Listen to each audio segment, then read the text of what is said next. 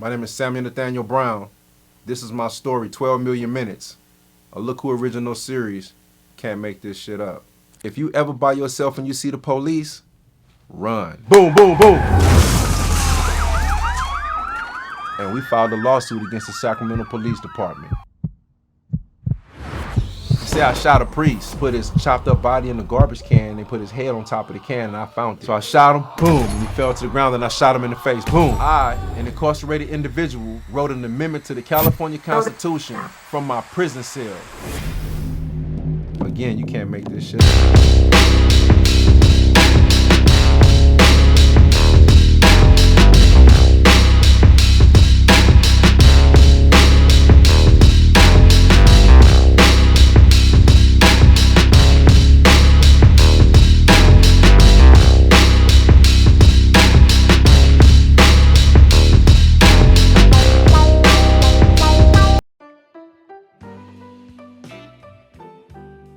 I'm from the 9th Ward of Hurricane Katrina. I remember my dad waking my mom up with a gun in her mouth. I remember my mom waking my dad back up with a gun in his. I remember my pops and my moms being in the room. I hear things breaking, I hear my mom crying, I hear people screaming, and we locked outside banging on the door, me and my sisters and brothers. And to this day, my mom says she don't even remember this stuff. But I can't forget it though. From all of the legend and the folklore that I was told about my pops was a straight killer. But on this particular day though, he came in accusing my mom of something, and I guess that was the straw that broke the camel's back, because she busted him in the head with an iron. And my mom said to my sister, Marie, get your brothers and sisters and load them in the car, and she ran around the house, my mom did, collecting our social security cards, birth certificates, everything we needed, and that was the end of my 2-parent household. Even with all that said, my mama kept us in church, and that's where I grew up at. I grew up going to church in the 3rd Ward across from the Callio Projects, and living in the 9th Ward across from the Desire Projects. And in the 9th Ward, it was like a third world country. Like the first time I seen a dead body was in the gutter, walking into the Desire Projects.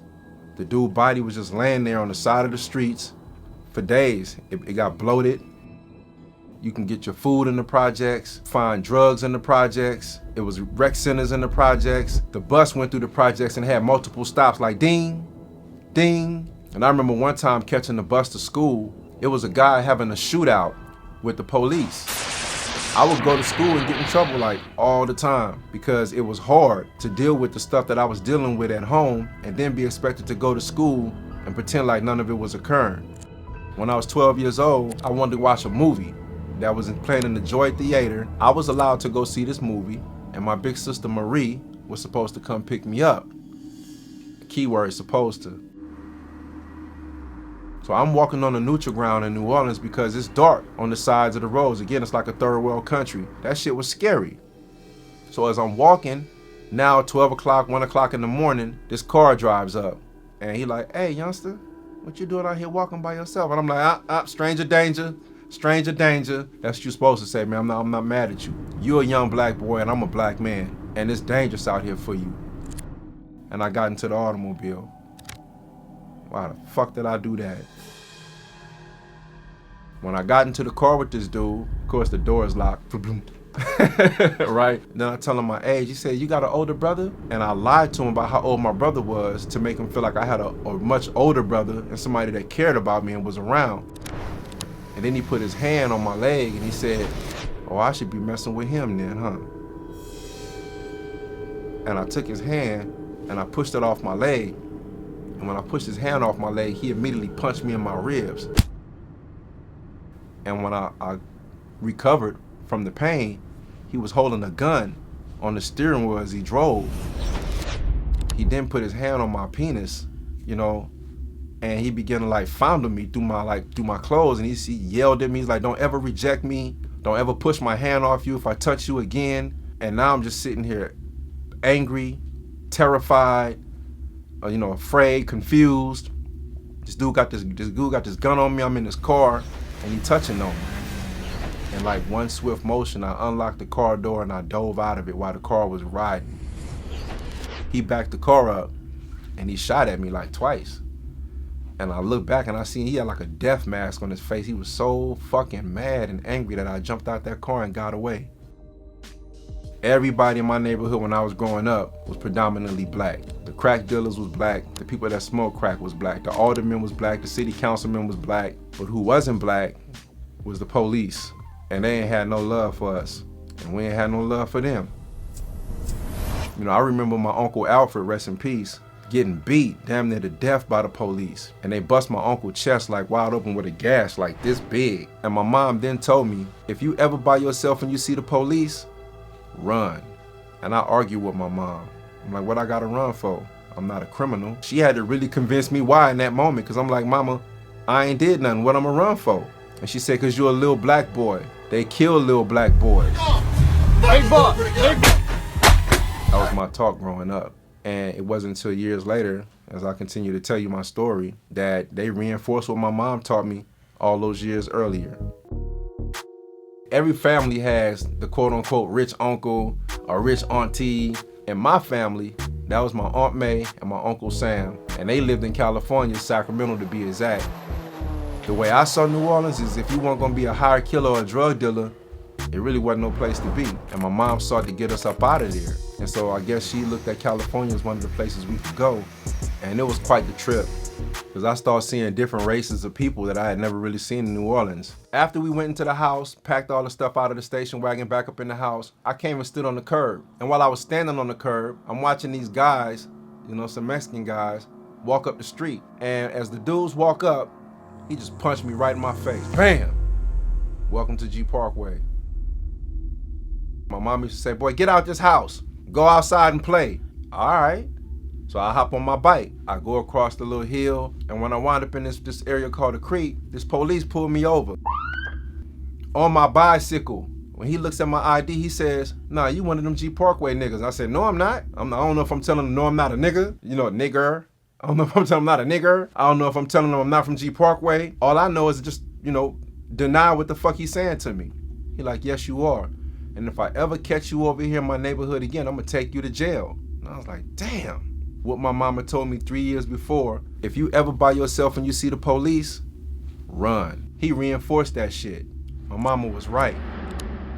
So then I go back to my neighborhood in G Parkway and I meet this guy named Matt Black. That's what I called him anyway, he's black as my hat. And one day, we was in this abandoned house on Mandy. And I said, hey, hold on a second. I heard something. He's like, you ain't heard nothing. And when I go to peek around the window, Glock to my head. And this police said, drop the motherfucking bat, I'll blow your head off. And lo and behold, it was this big white cop named Farnsworth. And Officer Farnsworth was a dirty ass police in the G Parkway area. He said, well, this is what y'all gonna do. Y'all gonna work for me. Y'all gonna tell me who's selling dope in the hood. If somebody gets shot, anything happen in the hood, y'all gonna let me know. Now, we might not be from here, but working with the police is a universal fuck no.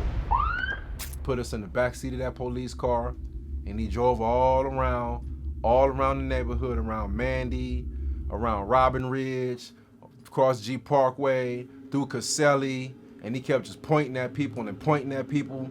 And then he drove up on these keyways, some Crips that was out there. He said, I'm finna put y'all out the car and say thanks for the information. I started running from the police when I was 15 years old, not because I was a criminal, but because they was criminals. 2 years later, I got like, I don't know, 20, 25 homies sitting there thugging it out, doing the thing, you know, they were just doing what we do. And this officer pulled up, following by one of my partners. This is Officer Leon. Hello, I'm Norm Leon, your Deputy Chief of Police. I've been with the department for 27 years. In that time, I've worked many different assignments. So I'm like, shoot, I'm gonna come outside and watch too. So when I come outside, I'm holding my little baby sister in my arms, and the police, he tells his partner, watch your back, referring to me. And me, I'm like, shit, because you know, they got the doors open, they got the guns drawn, they pointing them at them, and he gonna tell her, watch your back. And I'm here with this baby in my arms, so I said, shit, watch your own back, I ain't doing nothing. I'm 18 years old, I ain't never caught a case, I ain't did nothing wrong. And shit, but I guess I did do something wrong. I was a black man in America. He hosted his gun, him and his partner, and they began to walk across my mama's lawn and put their hands on me like they was gonna apprehend me. I put my sister down and fired on that fool. She tried to wrestle me, I got off on her too. So now I'm fighting two police on my mama's lawn with my little 2-year-old baby sister sitting right here in the grass. All these cars, I hear all the sirens coming and they rushing right around the corner. And and I look up, man, fool reached around me and pepper sprayed me this close. I fell to the ground like a ton of bricks. And they throw me in the backseat of the police car. Lo and behold, the car door opens up. Boom. And who is it? Officer Farnsworth, the same one that I met inside the house that put his gun to my head that tried to make me become a snitch or an informant or something. And he says, finally caught up with your ass. They go get this yellow vinyl rope and they hog tie it around my feet. And then they hang the top of the rope inside the back of the police car door. And my feet are dangling in the air. They asked this Officer Leon, they like, what is he in the car for? Like, what did he do? And this dude is stumbling and fumbling for words because the truth of the matter is, they weren't even there for me. And I really did not do anything but just make the mistake of thinking that I had rights. It was like, well, what y'all want to do now? They said, let's beat his ass and then drop him off in Freeport and let the Freeport Crips finish him off. And you cannot make this shit up. Seconds after that, I heard an engine. My mama got out the car and I heard her voice and she said, what y'all doing with my son? And then they start stumbling and fumbling for their words again. And they said, oh, ma'am, we're just gonna take him down to the county jail. You can pick him up and take him home. She said, okay. On our way to the county jail, they get into a 3-car accident. Boom, boom, boom. Smashed me all up against the grill, fucked my shoulder up, and then when they peeled me up out the car, then they said, Brown, are you okay? You wanna go to the hospital? And I'm angry. I'm just mad. I'm like, no, I don't wanna go to no hospital. And then the pain started kicking in. I'm like, hell yeah, I wanna go to the hospital. And once I get there, he unhandcuffs me, handcuffs me to the bed, writes me a citation, says, Brown, all of this could have been avoided if you just would have came to me when I told you to. And then he unhandcuffs me and he leaves. I call my mama, she picks me up, takes me to another hospital like Kaiser or something, and we filed a lawsuit against the Sacramento Police Department.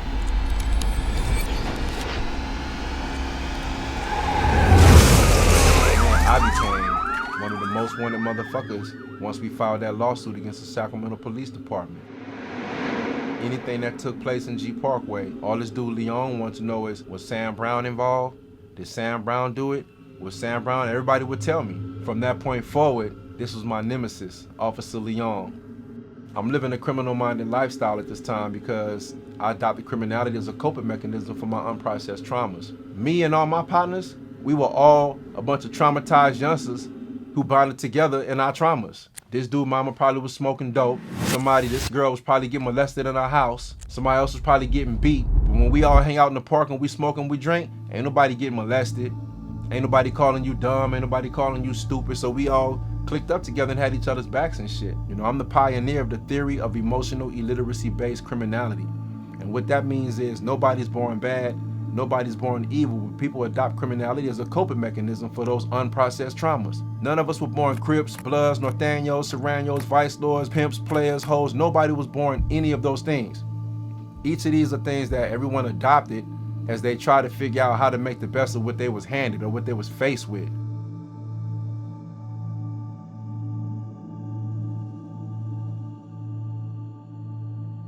As I continued to sell weed in my neighborhood, there was this cat, across the street. Man, how would you like to, work for me? And I'm like, work for you how? And he like, man, selling whatever you want. I get you heroin, I get you coke, I get you weed. I'm like, nah, man, I don't work for nobody. I don't want you to front me nothing. I don't want you to consign me nothing, none of that. And the reason why is because when I was in New Orleans, I had a partner let somebody front him some dope. When they fronted him the dope and he came short, they cut his body up, they decapitated, dismembered him. They put his chopped up body in the garbage can, they put his head on top of the can, and I found it.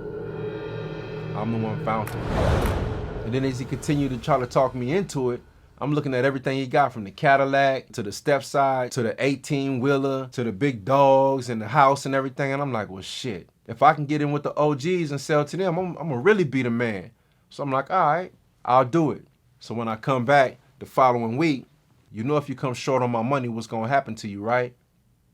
And at this time, I feel like I'm a gangster. And I'm like, shit, you can't even talk to me like that. I'm like, ain't nothing finna happen to me, dog. In fact, I don't even want to do this shit no more. And he like, oh, you gonna do it or else?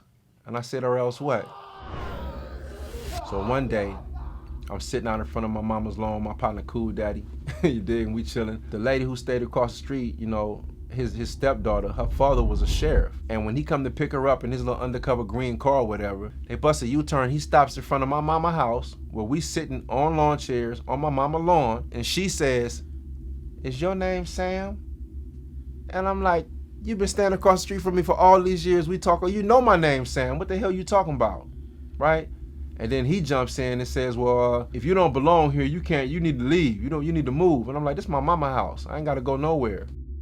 We go to the studio, me and my partner D-Mac, Mac Clan, Click, all this shit. And when I come back from the studio, I got a backpack full of tapes and CDs. And when I get back out of the car, this dude, him and his wife standing out there with the cordless phone, like they was waiting on me or something. I'm like, "What's up?" He said, "You disrespected my daughter earlier?" I'm like, "Nah, I ain't disrespect nobody." And he said, "Yes, you did." I said, "No, I didn't." And he pulled out a knife and tried to stab me. Like literally tried to gut me. Right? And I move and I drop my backpack. And when I drop my backpack, his wife snatches my backpack and runs in the house with it. So now they didn't jack me. And I'm running for dear life. Oh man, I'm sagging so hard that while this dude is chasing me with the knife, my pants fall down to my ankles. And when my pants fall down to my ankles, now I'm running like a penguin or something like that and dodging this dude at the same time as he tries to stab me. So when I yank my pants up, I got a gun in my pocket. This little 38 that I had, and I put it in his face. I'm like, "What the fuck you doing?" He freezes then. He stops. And I'm like, "Dog, what the fuck you doing? I can kill you and your bitch right now." Right now, I ain't never killed shit. He just looks at me, nods his head, and he walks off. Maybe like a week or so later, I'm walking through my neighborhood. I'm walking up the street, and this dude drives by in his Cadillac, and he says, "Get your gun out. I'm going to meet you at the corner." So I pull my gun out, and I start walking up the street. My little 38 with like 2-3 shots in it. And this fool walks back to the corner, and he has a 4.5 with an infrared beam. And all I see is this light. It's just on my face. And this is this big chrome 45, and I got this rinky-dink ass 38 revolver with like 2-3 shots in it. And we aimed at each other. We just walking around like two outlaws in the middle of the street. And by the grace of God, my partner from Chicago, Corey, called him Bo, rest in peace. He pull up, he like, "What's up, Bo? What's up, Bo? What's going on here?" And I backed into the car, like scared for my life, all the shit, but still trying to hold it down, you know what I mean? And I'm like, all right, nigga. And I told myself at that time, I was like, "I'm gonna kill this motherfucker." That's what I told everybody else too. Well, I built up this own avalanche carrying this bogus ass image of who I thought I was and who I felt I was. And all it did was self-peer pressure myself by me saying what I was gonna do to this dude. In addition to being afraid to what he might do to me, which was a real thing, I couldn't let nobody disrespect me. I had to be seen a certain way. So I began telling my homies and my little homies what I was gonna do to this man. And I decided I'm finna take this man's life, something I wish I never did. I began laying low, staying away from my neighborhood, from my mama house, 30, 45 days, so nobody can say that I've been over there. Nobody can say we had an issue. Nobody can say we had problems. And one night, I decided it's time. I climbed from up under the bridge. I snuck in front of his house, and I sat there waiting with this gauge, this 14 gauge that I had. And I had 3 rounds up in it. And I felt that was enough to, get the job done, to quote unquote kill somebody. And as he loaded this stuff into his automobile, I then came from behind the truck like, and I had this gauge to the back of this man's head, and he didn't even know I was there. Again, you can't make this shit up.